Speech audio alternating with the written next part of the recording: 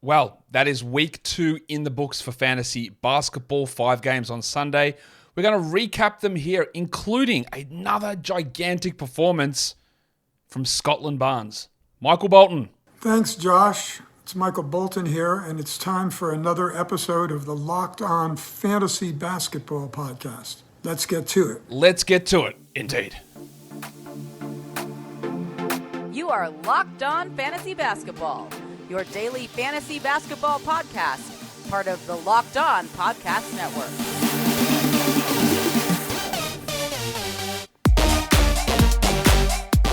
Hello and welcome to the Locked On Fantasy Basketball Podcast, brought to you by Basketball Monster.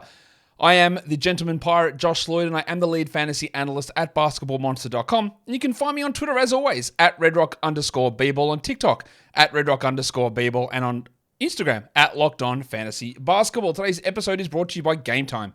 Download the Game Time app, create an account, and use the code LOCKEDONNBA for $20 off your first purchase. Thank you also for making Locked On Fantasy Basketball your first listen every day. We are free and we are available on all platforms. So, 2 shows already dropped today, a waiver wire show and a Monday 12-game streaming preview show, which also has a on-the-fly live reaction to the CJ McCollum injury news.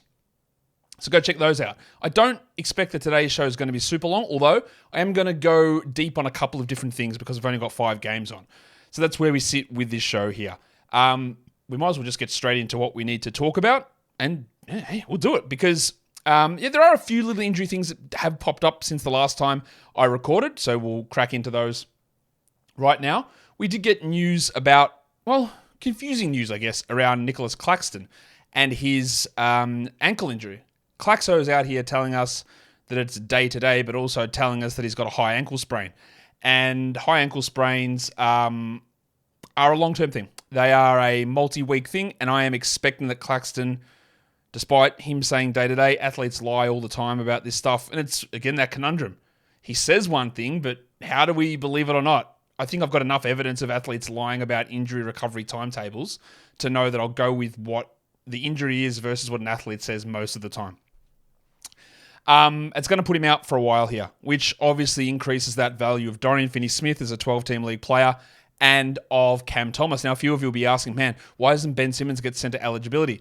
Because they're not really playing Ben Simmons at center. Finney-Smith is playing at center basically exclusively, and then it's O'Neal off the bench or it's Sharp off the bench. We're not really seeing Simmons do very much center work at all, and I think that's why he's not getting center eligibility, because he's not really playing at center. But that's the Claxton one. Then we had the CJ McCollum pneumothorax. I did again. Go check out the Monday daily streaming, daily look ahead show. But this is the second time McCollum has had this collapsed lung pneumothorax on his right lung. He had it just before he was traded to the Pelicans when he was a member of the Blazers in 2021. And it's a little worrying. I would have to think we're looking at 4 to 6 weeks, maybe 6 to 8 weeks here for CJ. Losing his shooting out of the starting lineup is rough. But the problem here is, again, with the way this team is constructed. Yes, Jordan Hawkins is shooting. Look, if they had Trey Murphy, that would be interesting, but it still lead to problems. He's still out as well. They could start Jordan Hawkins for his shooting ability. He does have some iffiness with some of that shooting, but at least he's going to take them, or he's going to let them fly. But then their ball handling is terrible. Like, Herb Jones is not that guy. Jordan Hawkins isn't that guy. Brandon Ingram and Zion are going to be your 2 point guards. Like, I don't know. Or you start Dyson Daniels, because you also can't start Alvarado because he's injured. You can't really start Kyra Lewis either because he's not that good.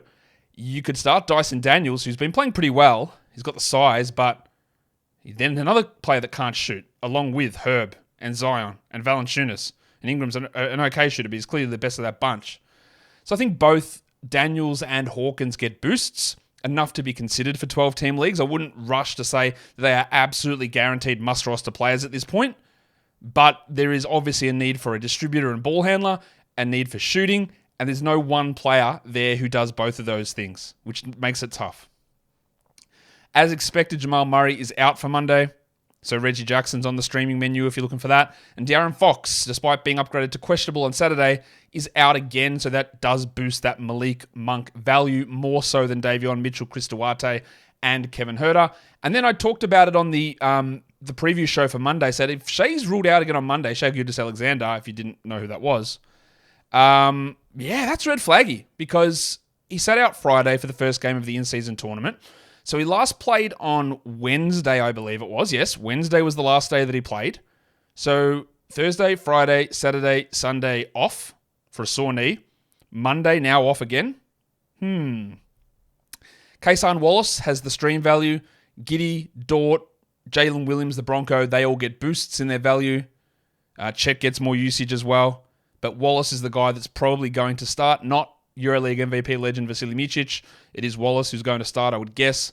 So he's going to get that boost there. But that is troubling regarding Shai and that knee injury, unfortunately for him and unfortunately for us who like watching good basketball because Shai's a very good player. And we do not like to see this at all. I'm not going to do waiver wire ads and drop trends because I did that 4 hours ago. You can go check that waiver wire show to see those trends. So let's get straight into the game action across the NBA. And the first game we're going to look at is the Phoenix Suns knocking out the Detroit Pistons 120-106. A lot of injuries in this game. Well, not in this game, but impacting this game. No Beal or Booker for the Suns. And then for the Pistons, no Burks, no Bogdanovic, no Morris, no Livers, and then no Ivy. Remember those guys. Their best shooters on this team are Bogdanovic and Burks and Morris and Livers. Their guards are Burks and Morris and Ivy. So they're all out. Remember that when we get to the Pistons side. Let's talk Suns. There's not a huge amount to talk about with the Suns. Keita Bates-Diop started over Josh Okogie again. Only played 20 minutes, had 6 rebounds and a block, missed all 3 of his shots. He's at least a deeper league stream option. While Okogie's minutes have gone up, coming off the bench. 10 and 7 with 2 steals for Joshy. He's a steals stream guy versus a must-roster player. I think Drew Eubanks is close enough to must-roster. He only got 18 minutes, but 8 and 3 with a steal and 3 blocks. Continues to just churn out really good numbers. Top 100 for the season. And at the moment, he's usable as a back-end 12-team league player. And if Nurkic ever gets hurt, well, Eubanks is going to smash through the top 70. Nurk was actually better here as well. 6 and 4, 7 assists, 2 steals, and 3 blocks, despite shooting 25%. Shout out Xavier T. Illman. Oh, wait for that one later on. And Eric Gordon, we keep rolling with him. 21, 5, and 8. He's going to be up and down, but while Booker and Beal are out, Gordon is a 12-team league guy. Grayson Allen probably less so, but 14, 4, and 2 is okay. When Durant had 41, 4, and 5, 1 steal, 2 blocks, took lots of shots, and we still don't really know what to make of this Suns team because Beal and Booker can't get healthy, and they've upgraded, or not upgraded, it's not even an upgrade. They've changed Booker's injury designation now to be a calf issue. It was a foot issue, it was an ankle issue. Now it's a calf. Just say his leg's rooted. Is it the same injury? Is it a different injury every time? I don't know which one's worse. Is it a compensation injury? I honestly don't know which result of that I would prefer or fear because they just keep changing it. Ah, yes. Transparency in NBA injury reports. It's like oil and waterable. Or I marked it. Oil and water, not waterable. Oil and water, a completely immiscible combination. Immiscible. What a scientific word that is. Let's look at the Pistons. So what I mentioned all those guys being out, because I want to talk about Marcus Sasser, who played 30 minutes, had 22 points, 4 threes, 4 assists, and a steal. Now, I mentioned something about Sasser being an okay short-term stream. I added him in one league. He was actually unbelievable here. Right? This is very, very good. But I also am getting the highlight reel bias coming from Sasser. And it's not just fully from highlights because ESPN's not running Marcus Sasser highlights on repeat, right? But what does happen is you watch a game, you see a box score, and you say, wow, Marcus Sasser, 22 points, unbelievable. All right, and you look at that and you go, well, he's a rookie. He's just going to take over from these guys. And there's a couple of things to look at here. Sasser's shooting 57% from 3 or 56% from 3 for the season. Not going to happen, right? It's just not. He isn't. No way. It's not sticking. No chance. I think he's also at 3 steals per 100 possessions as well. Probably not going to happen also. But it's the fact that Ivy, Burks, Morris, Bogdanovic are all out that means that while we look at this and go, he's a rookie, he might push into a larger role moving forward, there are 4 blokes at the very minimum coming back that probably are going to have a say about this role. I could easily argue, you could too, that Sasser is a better option long-term than Killian Hayes. I'm with you. That he means more for this future of this team than Monte Morris. Probably with you there as well. Is he a better option than Alec Burks? Sure. I don't think this Pistons team's lost since Alec Burks got hurt, but sure. But I don't think Monty Williams is going to do that. So while Sasser's good now, what is the path for 20-plus minutes? It's really not that easy to get there. Plus, you got to bake in, let's say, 20 to 25 percentage points of three-point shooting regression. So fine, we look at it now, it's all good, but just be careful about your hopes. What about Mr. Thompson, Asar Thompson? Holy shit. 14, 9, and 4, 4 steals, 4 blocks, 2 threes. Even shot the ball a little bit better. This is going to be a persistent and consistent top 30 fantasy player in years to come. In fact, over the last 5 games, he's a top 50 player this season while shooting poorly. This is unbelievable. I just wish a man would have this opportunity. He doesn't. Asar is dominating. The overtime elite numbers are translating ridiculously. This guy's a freak. This is amazing to watch. And the shooting is, if the shooting ever comes to be average, that's a top 10 fantasy play if the shooting ever becomes average, because he's unbelievable. He's putting up just ridiculous numbers. Duran got ejected at the end. I don't think there's any worry about that moving forward. 12, 11, and 3. His numbers have calmed down a bit. While Cade had 26, 3, and 6, which is all really good, and 50% shooting is really good. He didn't hit a 3. He missed a free throw, and he just keeps racking up turnovers. Now, if you're drafting lead guards with high usage and high efficiency, you know you're getting high turnovers, so that doesn't bother me in the slightest. But I know people will complain about it, so there you go. Big minutes again for Killian Hayes. So again, when we look at Marcus Sasser and know how well he played, he still played 4 fewer minutes than Hayes. 13 points for Hayes, 5 assists. He's a nice streamer for that. While I think we should be jacking off Isaiah Stewart. 8 points, 2 rebounds. This is the thing. We'll see that first game of the season where he had 14 and 14 and go, man, he's unbelievable. We've got to roster him. And now he's just turned back into Isaiah Stewart, who continues to be someone that shouldn't be starting, isn't an NBA caliber starter, I don't think, and is getting these minutes gifted. And when Bogdanovic returns, they should just start Bogdanovic at the 4.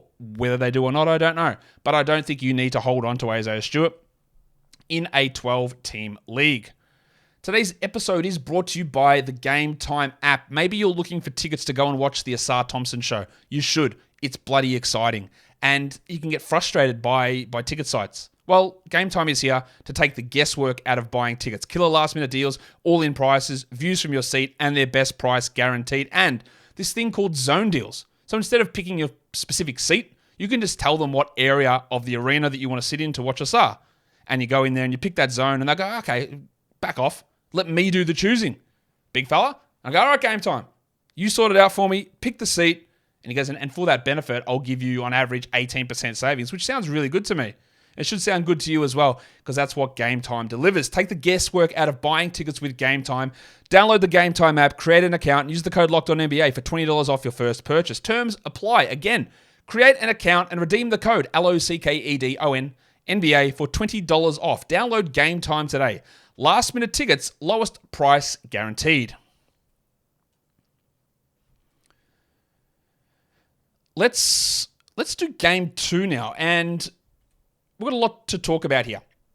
It is an overtime game. The Raptors win it 123-116. Fantastic comeback from Toronto, putting together some really, really big. And this is a very interesting day in fantasy, just in general. Really, really good performance from Toronto to come back. I do need to address something. So if you don't want to hear a long-winded explanation, fast forward, right? But I do need to say this. Scottie Barnes, me and him have been in a relationship for a while, and we need to just come out and express our love for each other. No. Scottie Barnes is awesome, all right? He's been awesome. 42 minutes in this one, 30 and 11, 6 assists, 3 steals, 3 blocks, 5 triples. Unbelievable. Stupidly good numbers from Scott this season. 10th ranked player so far, 8th in fantasy points leagues. Unbelievable. I will tell you a couple of things here. I very clearly was wrong on Scottie Barnes this season to date. I don't know what's going to happen from here on out. I'm not going to tell you, well, I'm wrong to now, but stuff might. It might. We're going to go through a lot. We're going to go through a lot here on Scott, because I think it is important for numerous things, not just for Barnes, but for every single thing that we talk about with fantasy basketball. I was wrong on Scott Barnes, massively wrong, right? I had him in like the end of the 5th round, start of the 6th round, massively wrong. I want to talk about the way that I project and process this stuff to explain to you that even though I was wrong on Scottie Barnes, I would do it again and be wrong again on this particular situation. I would not change the process of what I did very much at all. And this is why. When we go in and do projections, we have to make sure every team balances. Minutes balance, shot attempts balance, rebounds, assists, within reason. All of it makes sense with each other based on past production, the whole team in general, and a lot of different things. So we saw Fred VanVleet leave the Raptors. And there were people that scream at me from different angles about certain things. Right, plus a new coach coming in. So a lot of different variables. Well, VanVleet's gone, Josh, so Barnes is going to get all of the run. Right, that was what people would say, and there'll be people who'd be like, I knew Scottie Barnes was going to break out. I knew it, so I picked him early. I knew it was going to happen. Okay, that's a gut call thing. I try to do my stuff based on numbers. So Barnes had a 20 usage last season. I bumped him up to about 23, I think, this season.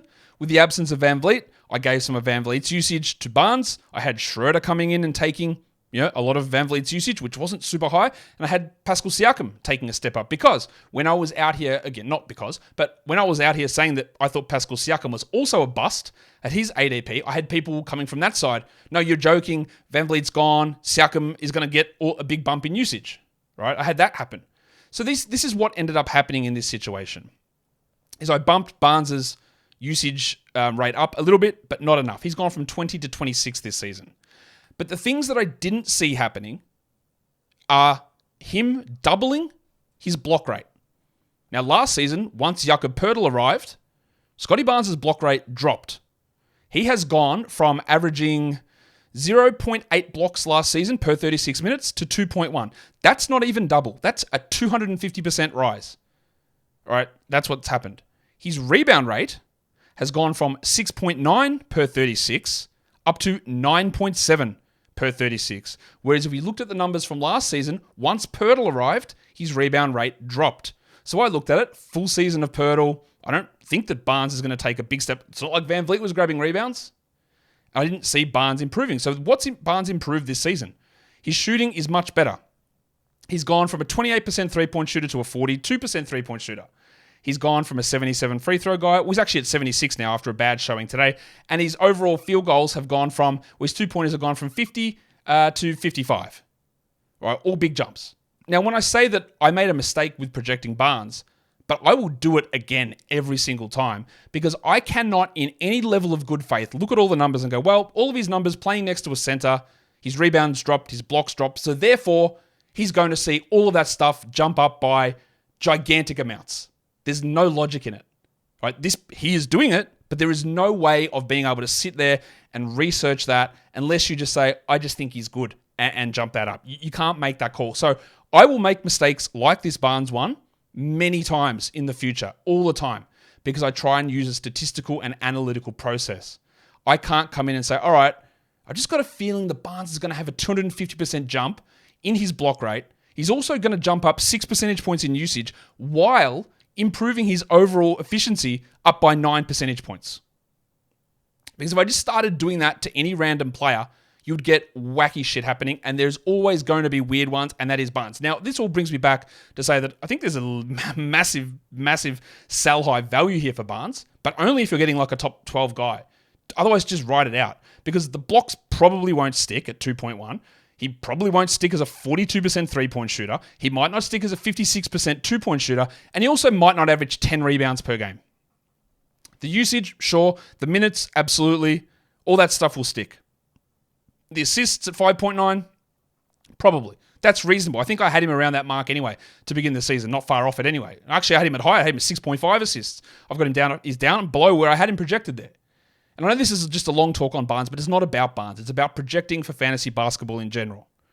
I try and use as many data points as I can to get the information, but there is just always going to be something completely off kilter that makes no sense when you look at the data. And even though it's happened, I can't go back and go, well, I should have seen Scottie Barnes having a 250% jump in blocks. I should have seen him becoming an elite knockdown shooter, because I couldn't have.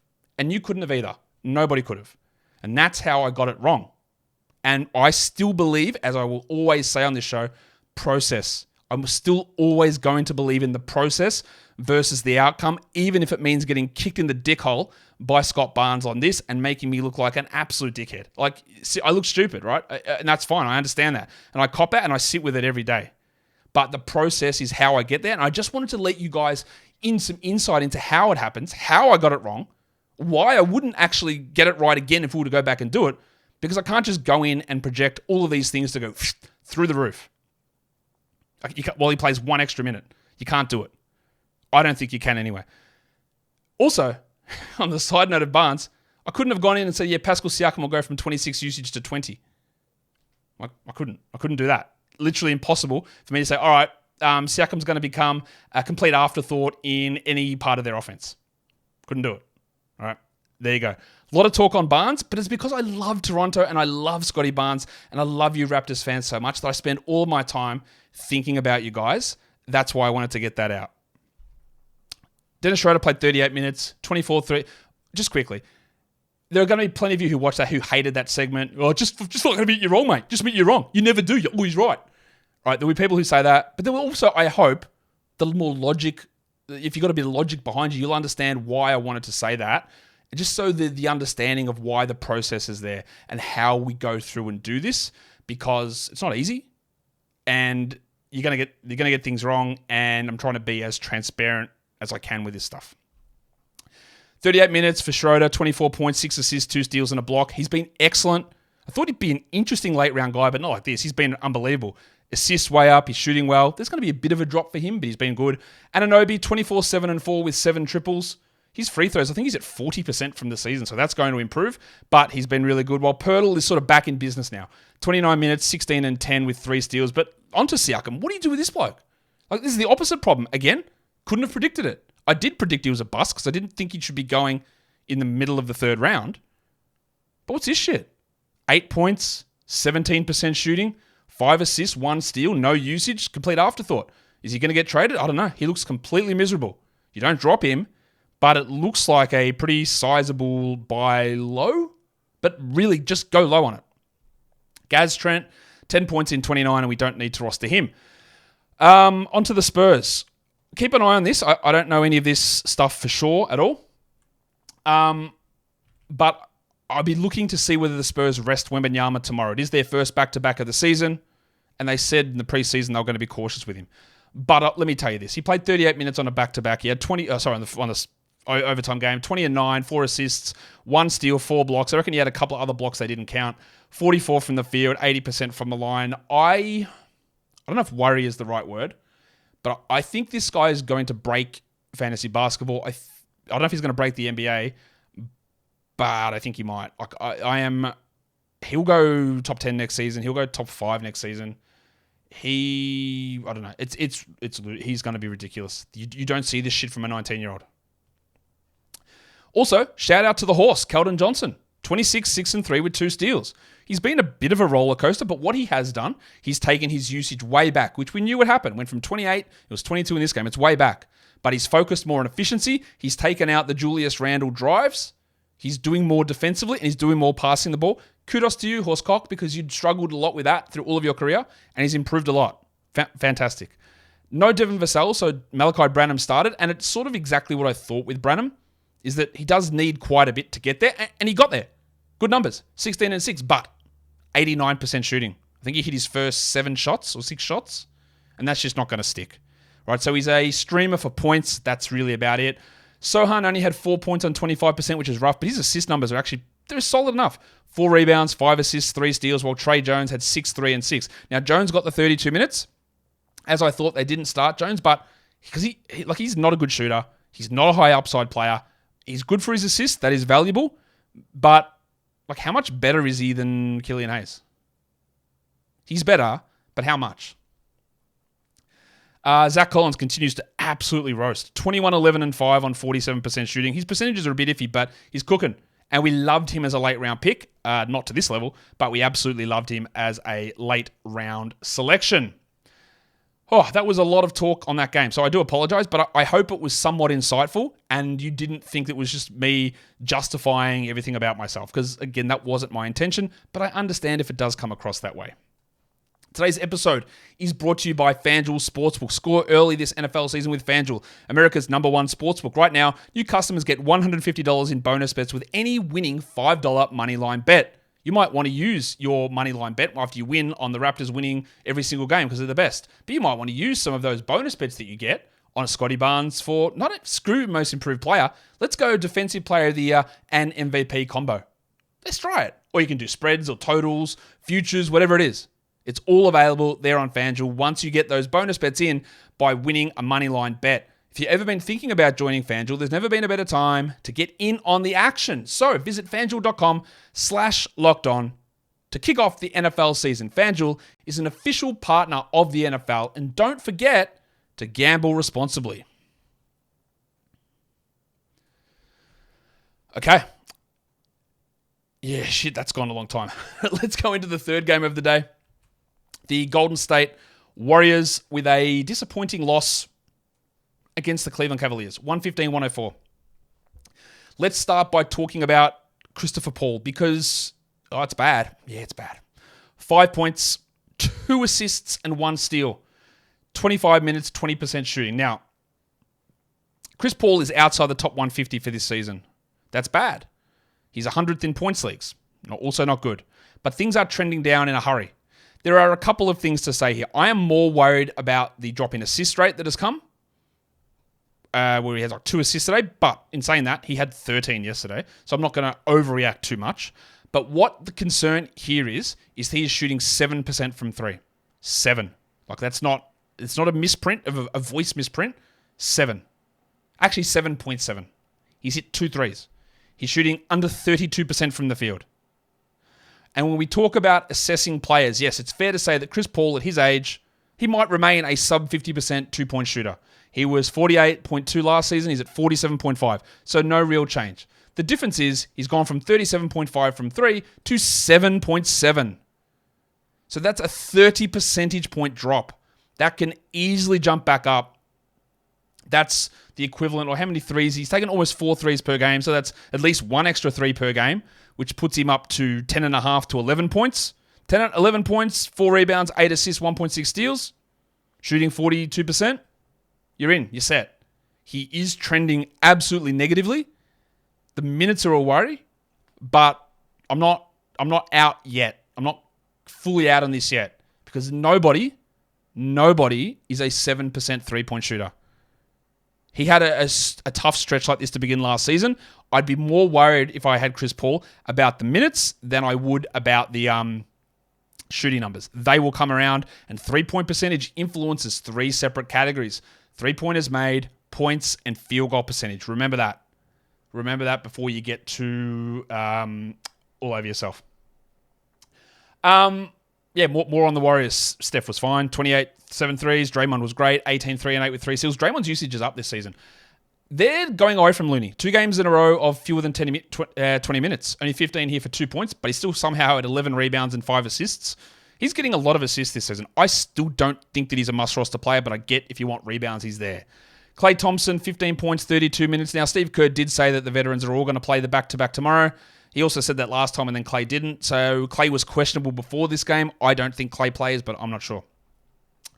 And then it was just bad. They used every single active player in their rotation, 13-man rotation. So Dario Saric, who'd been really good last game, played only 13 minutes. We had 12 Trace Jackson-Davis minutes. I think he might be interesting. I didn't love him as a prospect. Thought he was a little bit old, a little bit small. Not sure how he would go against NBA talent. He looks fine. He's good. They went with Corey Joseph and Moses Moody and Braden Pajemski. The real worry has to be, for me, Wiggins. It's not really Chris Paul. It's Wiggins to me. 8, 5, and 1 in 26 minutes, 33 from the field, 25 from the line. That takes him to, hold on to your dicks, 367th in category leagues this season and 208th in points leagues, averaging 16.5 Yahoo points. They close with Gary Payton over him sometimes, or Kuminga over him. He has not registered a single steal all season. Now, that will probably come up, but everything is down. He's at under 2 assists per 100 possessions. His rebounds are like 4 per 100 possessions. His usage is down. His shooting is down. He's already not a good category league guy to begin with. So if I had access to the Jack Armstrong button, should I try the voice? I think I might lose my voice if I do it. I don't think I can do it. Maybe I'll do it and edit it out. Get that comment! I can't do it. No, just jack him off. Get Andrew Wiggins out of here. I think you drop him. I know that his role is secure, but is it though? He's bad, man. He just sucks at the moment. And he might turn it around, but the reward of him turning it around is not as high as waiting for Pascal Siakam. LaMelo Ball, wait till we get to that game. the upside of those guys is so much higher than waiting for Andrew Wiggins to turn it around. Solid enough game from Kuminga, 15 points with 2 blocks, but he shot horribly. He gets no assists. He's still far away from being a 12-team league guy. On to the Cavs. Not a lot to talk about here. Don Mitchell continues to roll as a first-round player. 31, 2-7 with 5 threes on 58%. There is an element of sell high with him. Whether you pull it off, I got no idea. I heard someone debating Scottie Barnes for Donovan Mitchell trade. I don't know which one's more of a sell high. I think I'd prefer Mitchell, but I don't know. They're both guys, I think they're probably ahead of their skis a little. Garland only played 30 minutes, but 24, 3, and 7. And what I'm just glad to see 40 usage from Garland. Allen working his way back, 12 and 9, while Evan Mobley, the koala, had 13 and 16 in only 29 minutes. Bit of foul trouble there. What about Max Strus? Poor start to the game, but ended with 15, 4 and 4, 3 threes, 46% shooting, and 36 minutes. I'm still very skeptical about where Strus is for the rest of the season. In fact, now he's 120th for the year, despite all of that early season success. He's 120th. So I think he is a 12-team hold for now, but I'm not certain that it lasts. I have seen Max Strus as a starter for a couple of years, and he's not a good fantasy asset. And I'm not sure that that's changed drastically. On to Karis LeVert, 8 points in 32 minutes with 2 steals. That's a very LeVert line, although weirdly low usage. He's good enough as a streaming sort of an option. Now, the fourth game of the night, the Charlotte Hornets and the Dallas Mavericks. And this leads us to another really key thing in fantasy basketball analysis. And let's talk LaMelo Ball, who played 39 minutes. Minutes restriction done, thank God. He had 30 and 10 with 13 assists, 5 threes, 1 steal, 1 block, 48%. The amount of stuff that I heard about LaMelo Ball, bro's trash, doesn't care. What a waste. You still high on LaMelo, Josh? Oh, what's going on with this guy? He's useless, right? So people were even chirping at halftime of this game. He had 2 points on 1 of 6 shooting at halftime, but he had 11 assists and 5 rebounds. And what I kept saying about LaMelo was, now I was interested in him as a per-game first-round player this season. Didn't love the 2-game schedule, so pushed him back to like 10 or 11, right? That's where I was with LaMelo for this season. But the start of the season was really quite poor. And my thing about it was always, mostly the stuff is all coming. He just can't hit shots. And after today, he's now inside the top 50, despite shooting 34% from the field. It's going to be there. It's coming. He's playing 31 minutes. He's under 34% from the field, and he's still a top 50 player. He's averaging 17, 5, and 9, 1.5 steals. That 34%, make it just 42. Let's get it up from, instead of making 2.5 threes, let's say he makes 3.5 threes, 1 extra 3 a game, possible, because he's shooting, 32% there when he was at 38, 39, 36 his first 3 seasons. Maybe he makes another let's say half a 3 a game, pushes it up to 3 threes a game. So it gets us to 18 or 19 points per game. And then instead of, what's he at his 2s? 36%. Well, that should be able to jump 10 or 11 percentage points, I would guess. Maybe he makes an extra 1 or 2 of those per game. Let's say 1.5 shots per game extra. 1.5, an extra half a 3 he makes, an extra 2. That's 3.5 points. Add that on to 17. That's over 20 with 5 rebounds, 9 assists, 1.5 steals, 42%. Bang, you're in the top 20. And then a couple more things happen and you're there and you're cooking. You're done. Right? People were chirping at halftime. It's one thing in fantasy. Don't ever go off about a player at halftime, because you got the amount of times I see you get proved silly is crazy. Stuff happens. Variance is game to game. It's also half to half. So hopefully you didn't panic on LaMelo. The reason I was out on drafting him was a 2-game playoff week. But hopefully you didn't panic and you get a bit more of a vision for what we can expect. Hopefully. Hopefully this is what we get. It's going to be up and down, no doubt. But he's doing all this, and there's still heaps more room to improve. Mark Williams played only 27 minutes, had 19 and 10 because he had a lot of foul trouble early on. It was perfect from the field. Don't worry about it. He's good. And then Big Dick Nick stepped up, 12 and 9 with a block on 21 minutes. But remember, he got the couple of extra minutes here because of Mark Williams' early foul trouble. Williams still closed the game. Williams is still the guy. Richards is having some 12-team streamable value, but he's not a guy that we're looking at over old mate. Now, there was no Terry Rozier. Miles Bridges still got 4 games to go on his suspension. So we had to start Brandon Miller. Now, he did not go particularly well. After a really strong start to the season, he's back outside the top 170 per game. He had 7 points with 1 rebound, 1 assist, and 1 steal on 25% shooting. He was not someone I looked at as a great option to begin the season. Started off well, but the caveat was always, what's going to happen when Bridges plays, and then where do his minutes go? and I'm still having that concern, and I'm not dropping him yet, but this is not a great sign. Gordon Hayward's cooking. 20 points, 8 assists, absolute must roster, even though he only shot 39. And Paul Washington had 20 and 4 in 34. He's been very, very strong, PJ Washington, this season. Old mate Theo Maledon had 9 points with 4 assists in 21 minutes. Cool. Not much more to talk about with that bench, but big bounce back from the Melo. Good game from Williams and Richards. Stinker from Miller. And he started at the 2, or Hayward at the 2, whatever. I don't think that's a viable lineup, but we'll see what happens with Rozier, how long he's going to be out, because that will buoy Miller's minutes. For the Mavs, Luka Doncic, 23 and 12, 9 assists. A bit rough from the field, but overall really good. And Kyrie had 18, 3 and 10.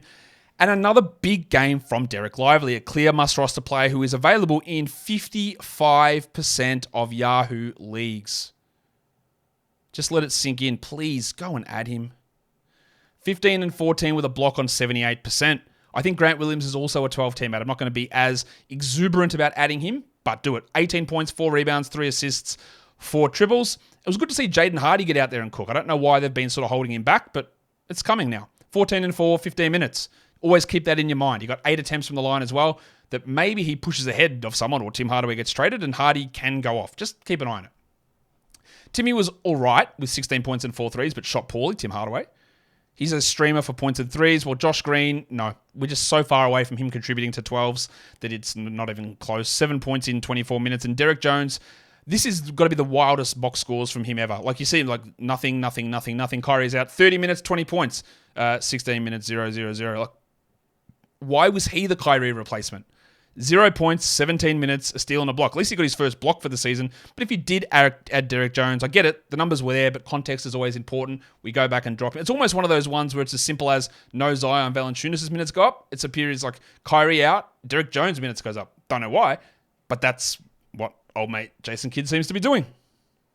And let's go to the final game of the day. The Grizzlies get their first victory of the season over the Blazers with a stunning comeback because they were down. And they went, what's a 22-2 run in the final 6 minutes? Yeah, yuck. Yuck from Portland. Great from Memphis to get the win, 112-100. We've got a bit to talk about here because Memphis shenaniganized. Now, I'm pretty upset about a few things here. Well, upset's the wrong word. It really bothers me 2 things about the NBA and the way they have lineup announcements. Now, they do have this official 30-minute before lineup announcement thing. It does get sent through an official portal. We get access to it, but you don't get necessarily confirmation. They do send errors through on that quite a bit, but they don't announce it out to the public in general, in time, most of the time. They did change the lineup, the Grizzlies, and they had Xavier Tillman, the cashier, back starting over David Roddy. So, all right, let's go. All right, that's interesting. The Roddy thing didn't work. Clearly, he's not a very good player, and they don't want Jaren at center. So that happened, right? And then the game was supposed to start at, what time was it? 9 p.m. Eastern, I think it was. And at 9:10 Eastern, an official notification came through to us saying that the lineup was different and Bismack Biyombo was starting. I'm like, what? And it annoys me when teams do this. But no official announcement. So people who went and activated Tillman, if they got there 5 minutes before, or added him in, depending on your setting, or had him in betting or DFS or whatever. That announcement came out like basically just before tip that Tillman was starting. And then after the game officially was supposed to start, but of course it didn't because it was running 10 plus minutes late as always, we get Biyombo is starting. Now, we've had a couple of these. Alec Burks, Markel Fultz in warm-ups, Taurean Prince, same sort of thing. I get it that injuries happen. But did his knee actually just get sore 4 minutes before the game was about to start? I highly doubt that. There's got to be some time where you've got to make that decision. And it can't be then.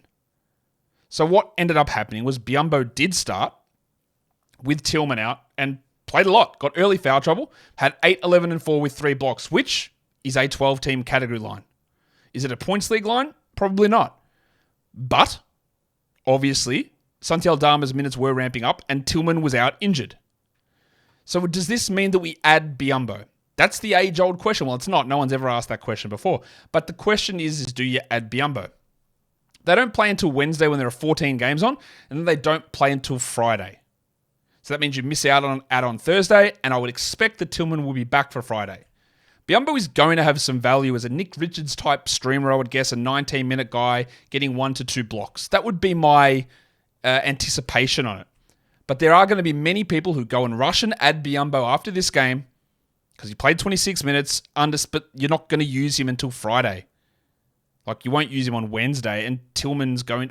Sorry, they play Wednesday, but you won't use him with 14 games on.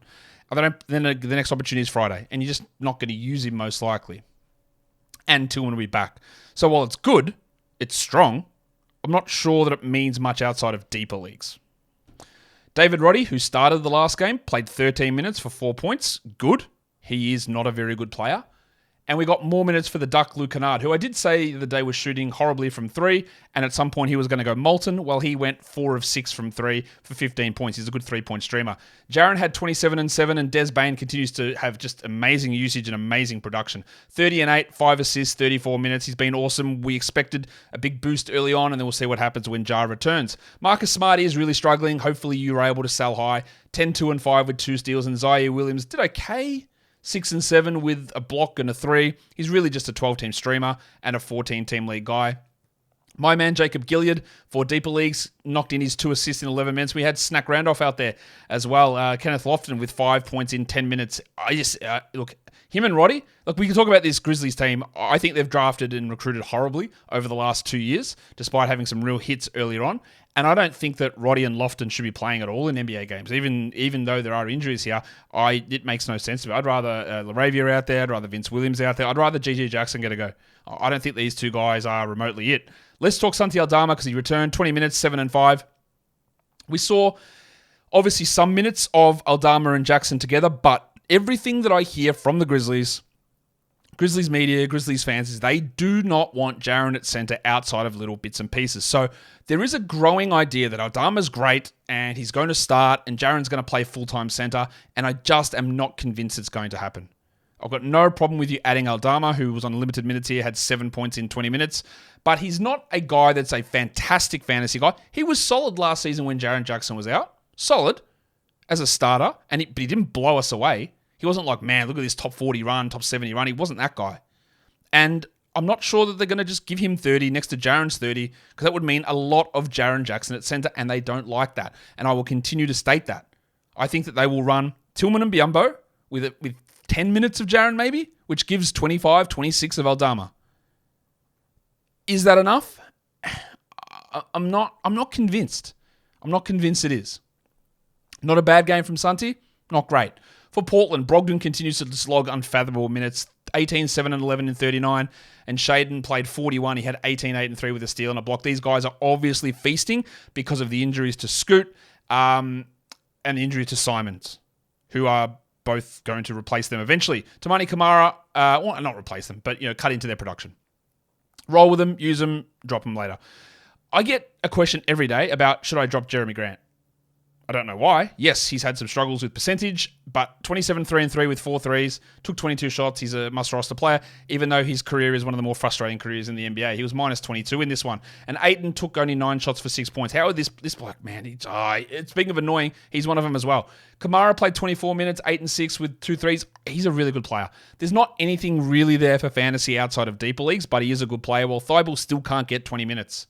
He had 2 blocks and a steal, and he's good for streaming those in, but he doesn't belong on a 12-team roster. Well, Rob Williams got hurt again. Knee issue. We don't know what the actual injury was. They said just knee soreness. I think actually they just said knee, so I don't know what it is. 5 and 3 in 11 minutes. No other stats. Hold. Not in a points league. You don't roster him in 10s or 12s. In a category league, you probably hold, and then we see where this goes. Keep an eye on Jabari Walker, who had 3 steals and a block. He might have to play. Well, he will, because I don't have any other centers. He's going to have to play some backup center as we move forward, if Williams is out, which I would suggest is a decent likelihood of happening. So, not doing a stream of the day recap today because yesterday's show didn't really have a stream of the day. We'll just look at individual categories, so we're not going to be going through that here in this one. But what that does bring us in to do, though, is go straight into the monstrous line of the night. There were 3 really top candidates here for this award today, and we are going to go with LaMelo Ball in Charlotte. 30 points, 10 rebounds, 13 assists. He was great after a rough start to the season. Fantastic. Good to see him putting up those numbers. The waiver wire line of the night is the player who is available in over 50% of leagues using Yahoo's metrics, who had the best performance today. And on this one, we're going with Eric Gordon in Phoenix. 21 points, 5 rebounds, 8 assists. Just keep streaming him while Beal and Booker are out. The young gun of the night is the best player who's in either their first or second NBA season. So no, Scottie Barnes does not count, but Victor Wembanyama does. He just didn't get it today. It went to Asar Thompson, who had 14 points, 4 assists, 4 threes, 4 steals, and 4 blocks. What a monster this guy's going to be. And then the dud of the night is the player rostered in over 70% of leagues who has the worst fantasy line for the day. A couple of small forwards battling it out. And in the end, it does go to the rookie, Brandon Miller, who had 7 points and 1 rebound, shooting 25% from the field. Now, let's get into the top 6 players from today's action across the NBA. We'll start with the top 6 category league producers. I thought we would, but apparently we won't. Let's bring it up now. There we go. Number 1 was LaMelo Ball, followed by Kevin Durant, Scottie Barnes, Donovan Mitchell, Asar Thompson, and Victor Wembanyama. Your top 6 players rostered in under 50% of leagues from Sunday. Eric Gordon, Bismack Biyombo. Yeah, interesting, but the Tillman situation and what I talked about with the schedule is there. Marcus Sasser, really good. Shooting's going to come down, plus a trickle back of 4 players who are going to cut in, but for now, we can try it. Derek Lively should just be rostered everywhere. So should Grant Williams. They're 4 and 5 on this list. And then the Duck Luke Kennard sneaks in at the end, who's been bad until today where he was really good. I thought he might have some value as a 12-team league guy to begin the season. I thought he'd get the spot over Zaire Williams. But today he finally showed why I was thinking that could have been the case by playing 30-plus minutes, having 15 points with 4 threes. We just, I think, look at him now, though, as a streaming option or a deeper league player.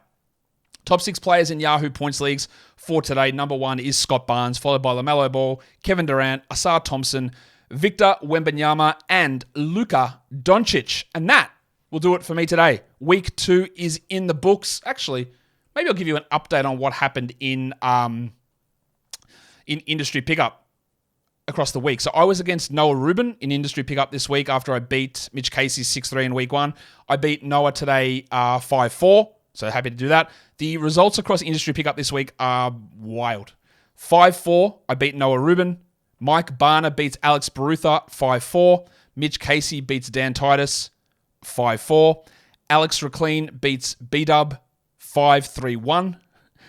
Kingy beats Mike Catron, 5-4. And Drew Dinkmeyer beats Rhett Bauer, 5-4. Wow.